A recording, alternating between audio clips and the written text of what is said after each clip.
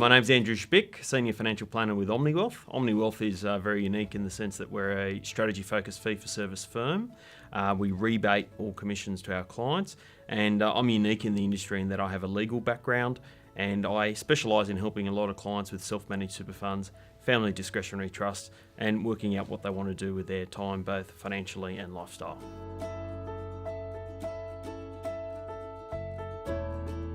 So most financial planners still earn revenue in one of two ways. Number one, they either collect commissions on recommending products such as insurances, or two, they have asset-based fees. So they'll charge a fee based on assets under management.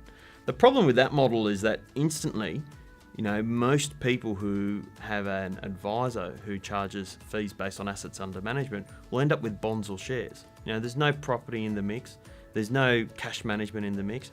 Sometimes there's not even talk of reducing debt. So for us as a fee-for-service planner, there's no connection between where my client's money ends up and how I get paid. As a fee-for-service financial planner, clients pay for my time and I work directly for them.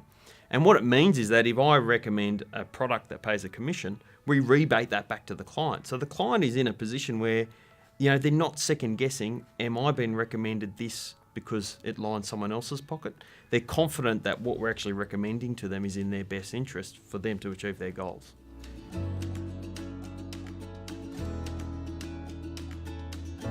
Look, I think it's always good to have a look around. I think the best thing to do is to go and meet a bank financial planner and an unaligned financial planner and see the difference in what they talk about.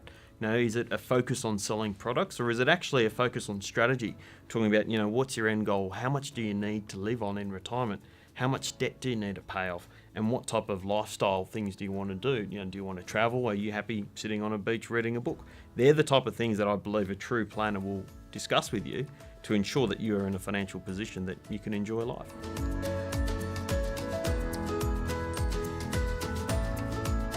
No, I find with most people, there's the opportunity cost of not having the discipline. And I say to most of my clients, you need to have knowledge to build wealth. And you can get that if you spend the time, but you may not get the right information. You need experience. Everyone will gain that with time, but it might be too long before you get experienced. So the third thing I think that ultimately as a financial planner I provide is discipline with my clients. And I liken it to running your own business. Most people accept that when you run a business, you have a business plan, you set goals, you implement them, you review them, you start the process again. So to me, financial planning is exactly the same.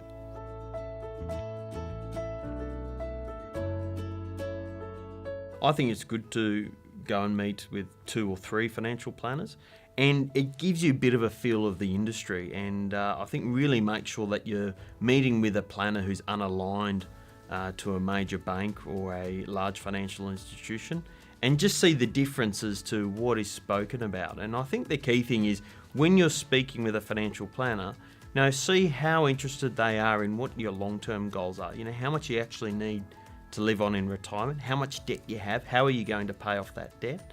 And, if they're speaking about those things with you, that's a planner who's actually looking to get some long-term results with you, as opposed to just selling you products that you can buy right now because you might have a right amount of cash or a right amount of income to be flogged products immediately.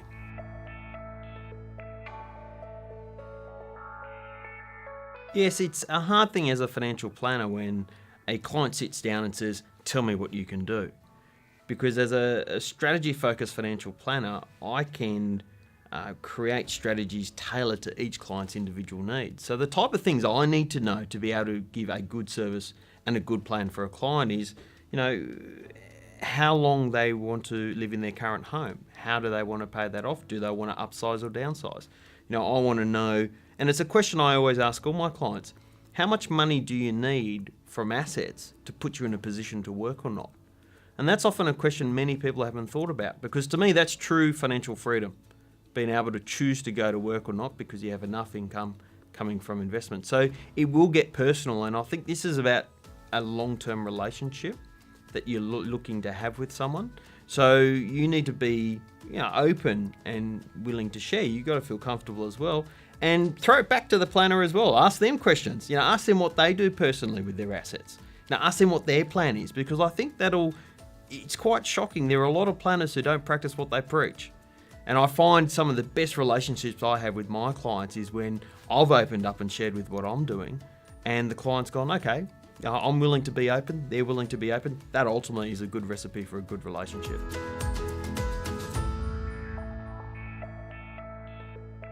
So there's always a lot of hype in the media about a property bubble, and the thing we've got to be aware of is that negative news sells newspapers.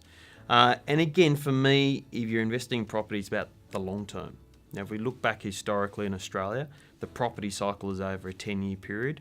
If I've ever seen a client own an investment property for under 5 years, that's where I've seen they've lost money, because they just simply haven't been in the market long enough to see those returns. You do need to be cautious of where you're buying property. And I think the key things we look at is, what is the demand for rental in that area? What other properties are going to be built in that area? What are the services and amenities of that area? So if you choose an area that's got good services, there's employment in that region, there's demand, over the long term, your asset will give you good returns.